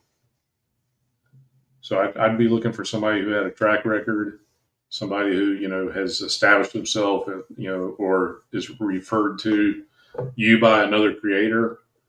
The first couple of issues of Drunken Monkey I did 20 years ago were traditional printing press print runs, and those were done by Morgan Printing, which I have no idea if they're even still in business. I think they were in Ohio, and I don't even remember how I found them. They might have been the company that was already publishing my first publisher's other books that they were putting out. I don't remember how I got hooked up with them, but they did a great job. Okay. But that was traditional printing press. I have used Kablam, like a lot of people in small press and print on demand. They do a good job. Nothing wrong with them. But I've also used lately Comics Wellspring. Okay. And they do a fantastic job. Yeah. In particular, I can speak. I don't think I've ever ordered posters from Kablam, but the posters I've gotten from Comics Wellspring have been fantastic. Super heavy cardstock, full bleed print all the way to the edge of the paper. Yeah, Roscoe and I were just checking them out a few weeks ago. They have a strong. They're here in Michigan. They're in the Detroit area. They've got a strong presence here. They were released at the Motor City Comic Con. They did. Yeah, in fact, I know they were at Heroes last year. My understanding is they were here this past year. Also, I didn't talk to them this year. Okay. But yeah, I mean, they're doing quite a bit of traveling around. I mean, they've exploded with their business. Yeah. But yeah, I mean, everything I've gotten printed with them has been great. And I just placed another order with Kablam a couple of days ago because I needed more copies of a book they had printed previously. So they already had the file. So it was easy to go in there and just, hit a reorder. Okay. I mean, but yeah, ask around if you're looking for somebody, just see who other people use and see what they say their experiences have been. Bobby comes in with this one. Bruce Lee, General Robert E. Lee, or Lee Marvin. Oh, Bruce Lee all day. Lee Marvin's a badass, but Bruce Lee is, I'm not even sure he was human. Robert E. Lee, nothing against Robert E. Lee. I'm sure he was a nice guy. And my understanding is he was a hell of a general, but if I had to hang out, eat dinner with, or live with, I think I'll go with Bruce Lee. Not so good at karate or acting, I hear. Robert E. Lee. Robert Lee. He was a hell of an actor. Don't you sell him short. Let's see. Oh, yeah. The old Nickelodeon show when you say kablam. Oh yeah, I thought of that too. Well, let's see. I have 1, 2, 3. Oh, well, we've got one submission since last. So we should probably say last call for submissions coming up pretty soon. We've got an entrance, or we have an entry from Philtastic. And so I have to imagine that he will not be asking the question that I will then ask you. Okay. Do you care to give some cursory thoughts as to your feelings on AI and artists, or art, I should say? Yeah, I'll give you some cursory thoughts. I don't like it at all. I mean, I can't lie. I mean, I've seen beautiful pictures created with AI. I mean, stunning. And in particular, with having been doing a lot of color work for the past couple of years, I see AI generated photos or pictures that have stunning color schemes to them and highlights and effects that, I look at it and I'm studying it like, oh, God damn, I could probably apply that to a picture. It'd be cool to use, that color combination. So, I mean, it produces beautiful stuff sometimes. And, very soon it'll get past that wonky stage where it stops putting 6 fingers on people's hands and, putting extra arms on them and stuff. And when it does, it'll be hard to stop. And, there are people using AI already on comic book covers at a minimum, if not the interiors. I know that they're popping up on the covers. And you can pick them out. You can go through Kickstarter and see that, people are doing that.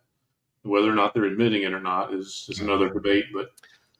But as an artist, I mean, it's frustrating. I'm sitting here trying to sketch and talk with you guys. And I told you guys backstage before we started that this is my second attempt. I started something earlier today and I hated it. I don't like it at all. And, an hour, I didn't spend a huge amount of time working on that, but it was about an hour. But, some other guy can sit down and type some prompts in and 10 seconds later has a beautifully rendered picture that, would take a traditional artist hours and hours, if not days sometimes, to reproduce the same effects. I mean, it's for guys sitting at home as a hobby making pictures. I'm sure it's fun and interesting to do and play with, but it's frightening. I mean, the guys who are actually depending on their artwork to make a living, that do this professionally and that's how they pay their bills. Luckily, I'm not in that boat. I do this almost pretty much for fun and a little bit of walking around money here and there. Those guys are freelancers who are, they got to be sick to their stomach most days because, DC, I think, has already been caught using at least one AI generated cover. I don't know if Marvel has. Oh, I didn't know that. So interesting. Did they credit an artist? Yeah. I mean, I think they hired somebody and then the artist submitted something. And so then they credited the person who created the AI, but not. Well, I mean, it was somebody known for doing traditional art, but what they gave to DC, most people were in agreement that it was AI generated looking at it. Okay. It had some flaws in it, some weird wonky stuff going on. And like I said, there's a bunch of smaller press companies that I know are using AI on their covers at least. So it's got to be frightening. And as a Photoshop user at work, I just work with screenshots, so I don't use the feature, but now it's built into Photoshop AI. You can that's what all the commercials seem to be pushing, buy Photoshop and you can put a jaguar in a library in the jungle or whatever. I mean, that's what the commercial shows. Yeah. So, okay. Yeah, so I don't like it as an artist. It's depressing that, you could be so easily replaced, but it's going to have a place in the future. I'm just hoping most people reject it or voice their, opinion. But I think a lot of the casual buyers of comics in particular will just see a cool cover and say, I don't care how it was generated. That's a badass Harley Quinn or Deadpool or whatever that's on the cover. Yep. And that's what's going to suck. Yeah. Okay. Aaron Radart and Comics asks, Jason Statham, Stallone, or Van Damme? Yeah, those all have good qualities to them. Van Damme's not much of an actor.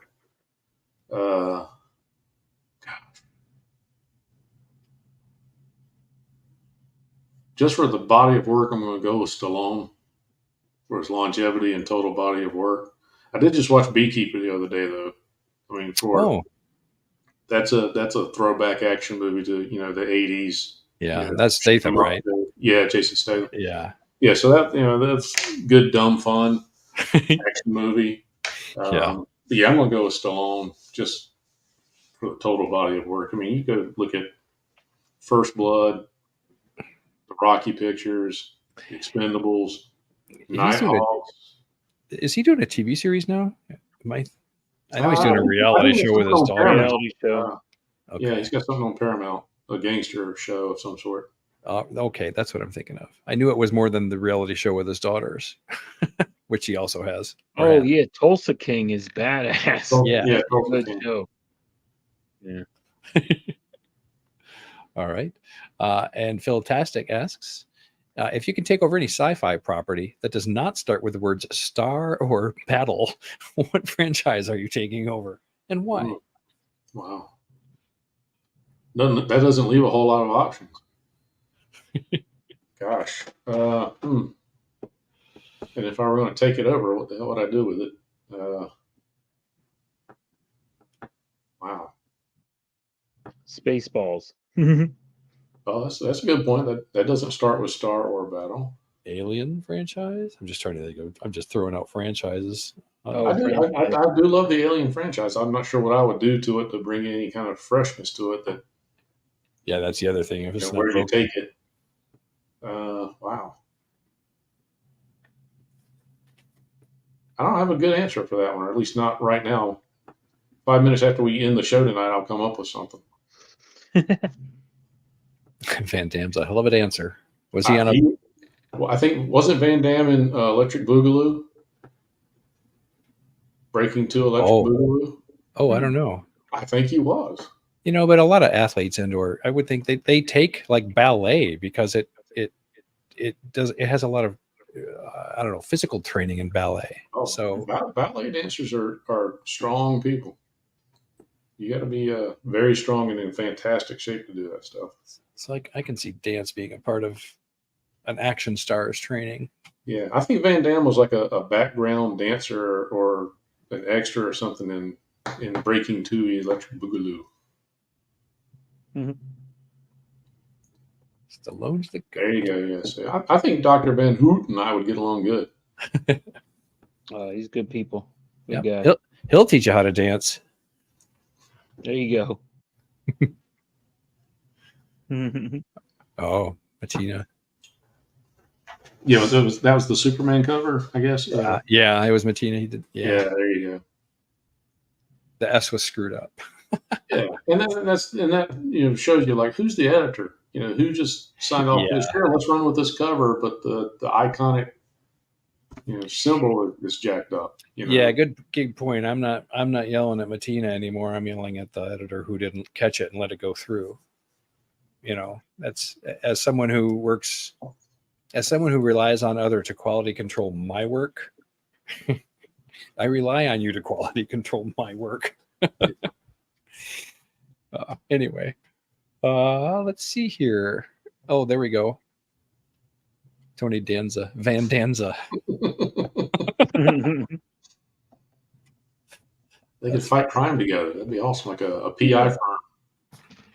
Oh, and I just got a photo from Mr. Bobby G. Nice. Thank you, Bobby.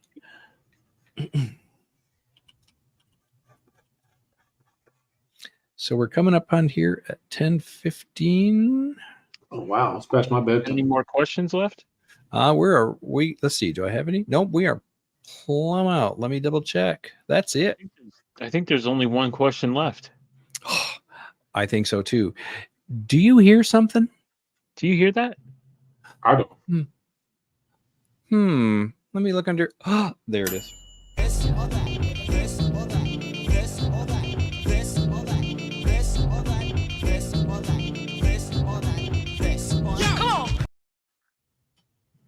I was digging. All right, Rich. Are you ready for one of my favorite segments called Yes. This or That? All right, brother. Here we go. Waffles or pancakes? Pancakes. Would you rather be a sidekick to Batman or Captain America? Captain America. Hoodie or jacket? Hoodie. Rock and roll or hip hop? Rock and roll. Would you rather be stuck in a cage with a lion or stuck in a pool with a shark? Pool with a shark. Country life or city life? Country life. Chinese food or Italian food? Oh god. Oh, ooh. Italian. On a long trip, are you the driver or the passenger? Driver. Lazy boy recliner or outdoor hammock? Lazy boy recliner. Would you rather be a villain against the Justice League or against the X-Men? Hmm. The X-Men. Would you rather go fishing or stay home and play video games? Fishing. Truck or SUV? I have an SUV, but I find myself wanting a truck more and more. Sweet or savory? Savory. Card game or board game? Board game. Ninjas or pirates? Ninjas. A good movie or a good TV series? Good movie. This is funny because you mentioned this earlier, so I'm going to ask this. But would you rather be hairy like Beast or made out of rocks like Thing? Well, given those options, oh God, Harry like the Beast. Okay. Pinball or skee ball? Pinball all day long. Better Batman villain, Bane or Penguin? Bane. Who would you rather be a henchman to, Two-Face or Kingpin? Kingpin. Soup or salad? Soup. Tattoos, yes or no? Oh, God, that's okay. Well, give me a context on that one. Like, am I for them or against them, or do I have one or do I not have one? Or Well, if you have them, you must be for them, unless you were forced into it. it's a trick question.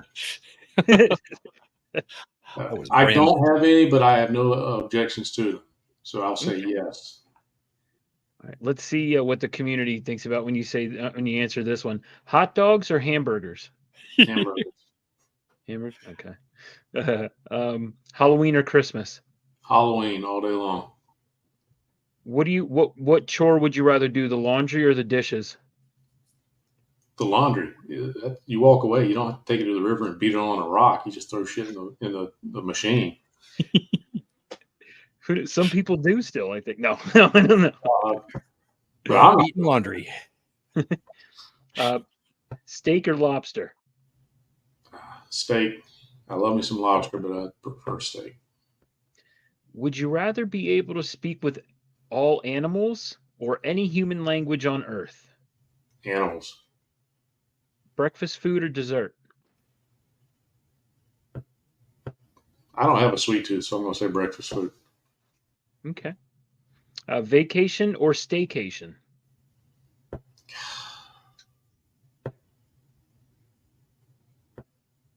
I'm retired, so I'm home all day, like every day anyway. So I'll go with vacation.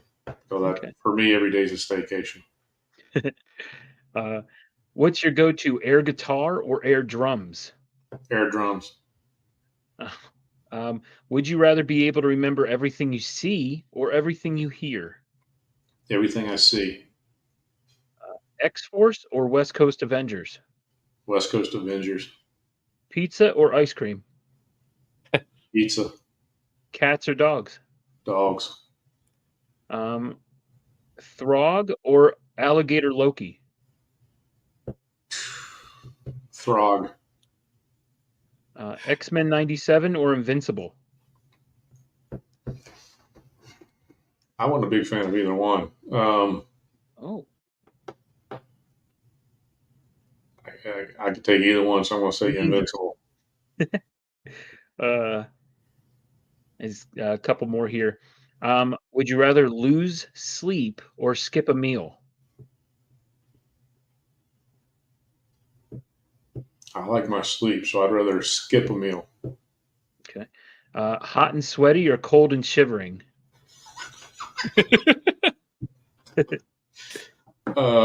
God. That's what. How does this show leave you? No, I'm just kidding. No. I was feeling feverish, but I had chills too. Chills and fever. I couldn't get warm. I couldn't be clean either. I took a shower. If I'm cold and chilly, I can always try and put a sweater on. Okay.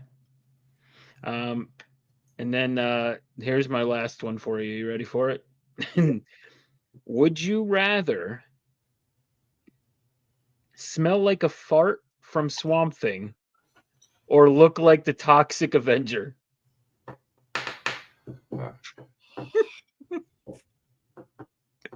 Look like the Toxic Avenger, I guess. Okay, good. All right, excellent. Well, Rich, that has been my favorite segment here called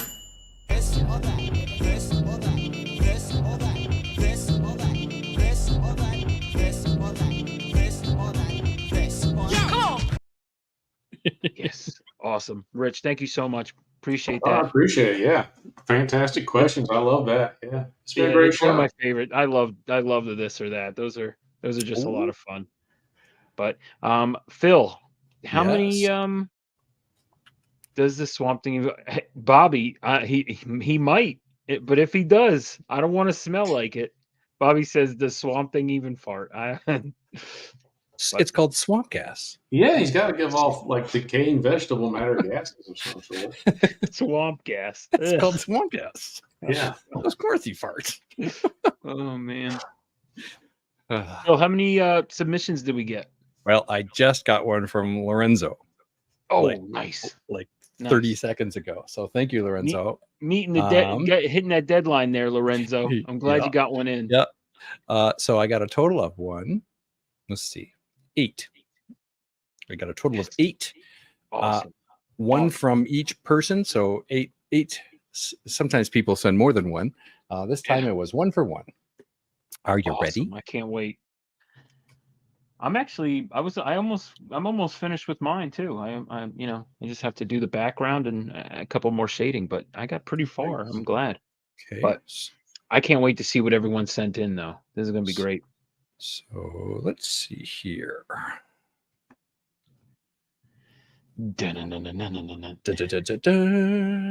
This Oh, nice. is from 23 Munch. 23 Munch. Awesome, Actually, bro. Let me I'm digging the change- blue background. Love it. Awesome, brother. Appreciate you. Pretty sweet. Yeah, I'm doing a little bit of monitor management here. So okay, yeah, let's zoom in here and do that. And I just want to highlight too Excellent. the signature. Oh, I like the eggs. The signature for authenticity. Oh, I never signed mine. That's because they're fake. They're All all right. fake. They're All all mine are fake every week. Cindy really does them and just slips it to him behind the scenes. Okay. That's exactly what I just don't tell my secrets. Damn it, Phil. That's why she's really the manager of the gift shop. All right. So this one comes from Aaron G, aka Rad Art and Comics. I love it because I'm a big Fifth Element fan. Oh, and I Same just here. noticed that she's got the element Oh, I got the tattoos. reds on the, yeah. I Very love it. nice. Excellent, brother. Good job. I almost went Fifth Element tonight too because I love the Fifth. Oh, there it is. There's the authentic signature. Authenticity. Oh, and I did a little cropping, but if you look up at the top here, you'll notice that this was done in one of the customizable comic books that we gave away a while back. So very good. Thanks, Aaron. Next, the aforementioned Lorenzo from Alternative City Comics. Yes. Look at that. I love that style. Nice It's retro like- stuff. Yeah. Yeah. Awesome. I love it. I love the bubble helmet. Is this called a duotone or a monotone? I don't know. I'm not the artist person. How would you? Oh. Okay. I'll make up words and I'll There's say two this colors. There's 2 colors to it, so Phil, you sound like you already knew. no. This is actually known as chiaroscuro. I'm just making that up. I don't know. I don't think this is dark enough to be chiaroscuro. Maybe Lorenzo is in the comments and can help us out. This is Lorenzo's. Yes, I'll stop. But wait a minute. Other than pointing it out that this does come with the authenticity signature. There it is. Yeah. Don't let Phil catch you sleeping on that. Yeah. Almost. This What is one it, people? comes. That From- is so cool. This is Bobby G. Oh, that is So- so dope, Bobby. Dinosaurs with ray guns. That's awesome. There's his There it is. signature. so we know it's real. We can show it. I like yes, I love it. I like the backwards patch. Does he have Oh, goggles that's on? awesome. Does he have? Is that a goggles thing going on? I guess, yeah, definitely. And there's that. The pyramids are Pyramids. landing. Are they landing or taking off? Blasting off. They're taking off. Okay. And he's like, yo, that was my ride. That's awesome. So here he is, Bobby G, with a picture of the future of the planet. Okay. Next, we get Callie. And Callie said that this is not finished. And I said, well, send us what you got anyway. So I really like what you're starting here. It's a crashed spaceship. Looks like in a swampy environment. Could that be that. A lot of detail there. And I absolutely love it. And and he's going for like a cover. This is a trade dress, like yeah, it's like a retro cover. Yeah. Weird fantasy. I love it. That's excellent. Where's the signature? It's not. Nope, not real. Never mind. Yeah, I don't see a signature unless it's a pair. Maybe, maybe that's it. I don't know. Yeah, Kelly. I don't know, Kelly. So far, this is in the definitely AI. Callie fence. sent it in. It's definitely AI. Spaceship's got 6 fingers. So this next one comes from Manny, and it's a picture of Rob's fat stacks of comics as a sci-fi space hero with a wall of planets behind him. I love it. This is another comic book YouTube celebrity. Oh yes! Oh my gosh, that's excellent. So nice. Manny, I love that. Yeah. That looks great. We know it's Manny, and we know it's Rob. It's got the mustache. That's how you know it's Rob. Look at that stash. Yeah, that's perfect. Oh, that's excellent, that's Manny. Thank Rob's you. gonna love that. Yeah. Correct me if I'm wrong. Does Manny usually publish these? Will he publish these later on his own IG feed, colored and finished? I don't remember. Manny's. It depends, and if he wants to color or not. But sometimes he does. I might be confusing that with other things. He's got it signed too. But yeah, that's excellent though. I love it. So but yeah, he'll probably finish that and put that up because it's Rob. So for this next one, see what I'm doing here?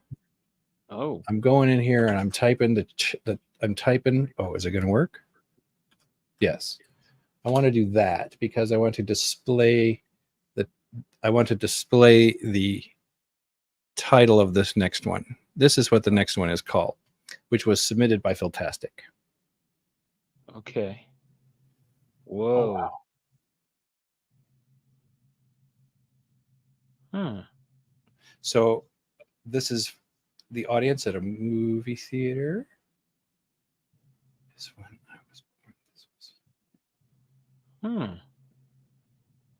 I don't know. Oh, wait a minute. I'm just seeing this. That's a 12 Monkeys logo. Oh. So, and I'm a big fan of 12 Monkeys, and I know that there is a scene in the theater, but I think, Philtastic, you got to elaborate because now I'm really curious. But that's super well done. But we know also that it's authentic because of that.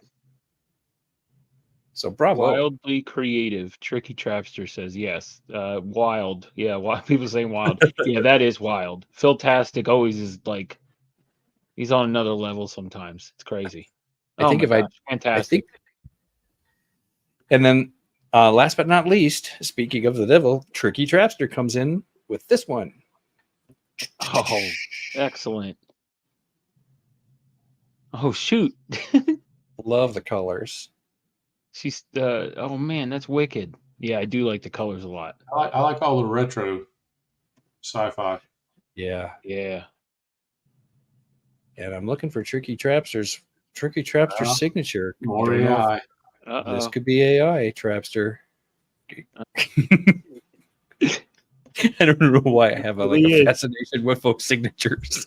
Anyway, so in review, wait a minute, real quick. Let me double check. I'm going to stop sharing my monitor and look at my. Everyone, excellent. Tricky said AI. He used AI. So Oh, okay. I think Tricky knew is AI. I think. I asked Tricky for his mailing address once, and he said yes. Okay, sounds about right. I'm just joking. Love it. Let us review in reverse. There was Tricky Trapsters. Excellent. Here's Philtastic, Awesome. You guys are awesome. Manny. Yes. Rob. That's great. Yeah, doing Rob's Fat Stacks. Callie's Rob's a big Suspicion. bobble or like a bubble head like sci-fi collector. That's why. That's awesome, Callie. Yeah, And Rob collects a lot of the golden age, Callie, I'd be interested. Yes, definitely share this on your feed if you finish this. This is off to a great start. 10-cent Yeah, cover it's price. excellent. Can't beat it. Next comes Bobby G with the future of the Excellent, planet. Bobby. That is so cool. The return of the pyramids. I'm calling it. You guys are everyone's excellent. And Another Lorenzo. helmet. Another I love that fishbowl feel. helmet. Love it. You guys Yeah. are great. I like the craters and stuff too. Lilo Dallas Multipass. Yes. Chicken good. Big bada boom. Big bada boom boom. Bada big bada boom. Awesome. That's Aaron Awesome, G. awesome. Thank you, Radar. Love And- Fifth Element though. And Great kicking job. off. Oh yeah, and great touch there with the tattoos there of Absolutely. the elements. Yeah, Absolutely. Bravo. And then 23 Mach. Oh, love the 23 colors. months. Excellent too. Love the eggs. Love the signature.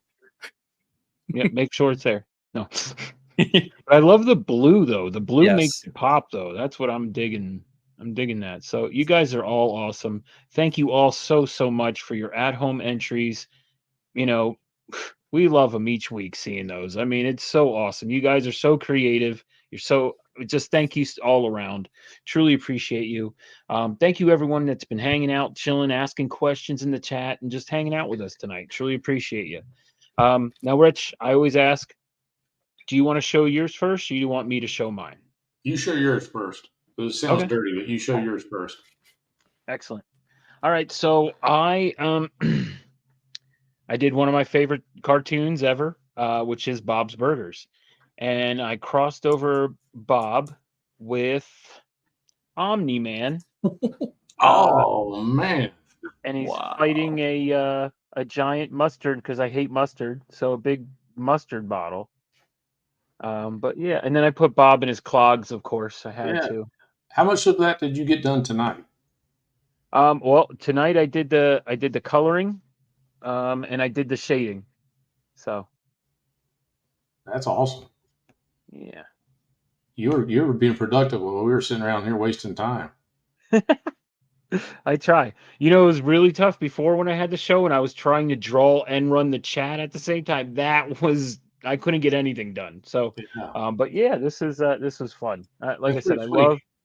I love Omni-Man, Omni Bob. Yep, Omni Bob versus Mustard Monster. So, Yeah, that's awesome. yeah. Appreciate everyone. Thank you. It's like, why not? I was actually thinking about drawing Rick Sanchez from Rick and Morty and Bender at a bar having a beer. But then I was like, I want to draw Bob's Burgers. But yes, Futurama is on my to draw when I have another person come on. So just waiting for that to happen. Good. But appreciate you all. Thank you so much. Omni Bob. That's right. All right. So does that mean it's my turn now? Yes. Okay. Maybe. Yeah, I didn't get a whole lot done while sitting here tonight, but I had started a rough sketch of a figure earlier. The reason I chose sci-fi was it was intended to be to get me motivated to start work on a cover submission for an idea that I've been playing with. But generally, I mean, this is what I've got done. It's going to fit a little bit into that retro sci-fi. She'll have a full helmet on, and she'll have sort of the Wallywood space man outfit on with some pouches and stuff on the belt, and I like the belt. Yeah. ribbing I and love stuff up and down the sides of the spacesuit. But basically, you know, you don't see any of it here tonight because I didn't get to it. But Can you zoom up on? Can you show the face a little closer too? I uh, want to see the face. Yeah. Oh yeah, that's fantastic. I love the fear that she's seeing Yeah. something Nice coming at her. expression. Yeah, yeah. the So, expression is fantastic. do you see the John Byrne influence? I think I mentioned earlier. Right? Yes. Yeah. Oh, I love it. So, but anyway, so when I get around to fleshing it out, she's going to be covered in like these probably about foot long space slugs that will be all down around the bottom half and hanging off parts of her, sort of like she's in almost like an avalanche of space slugs. That's awesome. Which is where I was going with the earlier version I showed you guys that I was fleshing out earlier. Oh, I So- see. Yeah. Yeah. Yeah, so this was going to be sort of a straight down point of view where she's kind of being absorbed or swallowed up by the space slugs. And then, That's there's wicked. somebody else already gone under. There's another dude over here. But I didn't like that angle. Didn't like how it was playing out as far as the cover goes. So I'll finish this up and I'll probably send this to like Antarctic Press see if they'll use it for Planet Comics or something like that. That's awesome. You can't go wrong with space slugs, my opinion.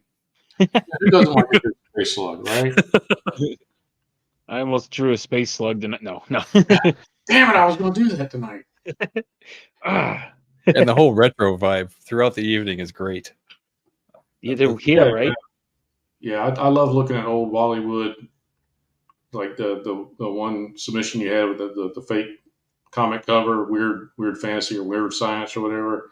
The old Bollywood stuff with all the black and white dials and tubes and stuff everywhere inside the spaceships, and everybody's got a bubble helmet on and a ray gun on the hip and everything. I love all that. Yeah. Well, I appreciate everyone so much. Thank you all so much again. Truly appreciate the at-home art, the questions being asked. The community, we love you guys so much. Truly appreciate you guys. If you're watching Rewind, thank you so much. Appreciate the support. And one more time, Rich, let people know what you got going on and where they can do and where they can find you. Yeah, I'm on the Face Space. You can find me at if you Google my name, Rich Stahnke, writer artist. That's my profile page where I post the comic book stuff, not my personal page. I'm on the Instagram, just at Rich Stahnke, no space in there. Kickstarter next week. Look for Jump #2. I did the interior colors. That's from New Pain Pro. You can sign up now to get notified on the launch. It's active on Kickstarter.